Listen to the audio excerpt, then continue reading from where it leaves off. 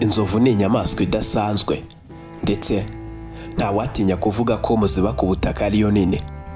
Igira amenyo abiri y'imbere, hari n'abayita amahembe.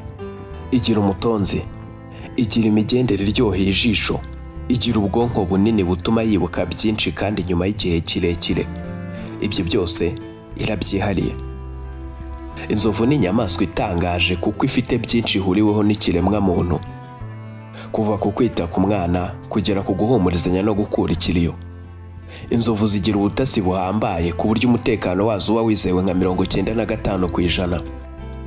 Mbere yo guhindura igice zigomba gukoreramo, inzovu zitoranyamo ijya gutata, ikaziharurira inzira. Uko igenda imara igihe kirekire igenzura aho ngenzi zayo zizanyura, niko igenda itanga amakuru kuri ngenzi zayo ikoresheje uburyo bw'itumanaho buhanitse icisha mu majwi agendera mu muyaga. Nuko ngenzi zayo zikamenya uko inzira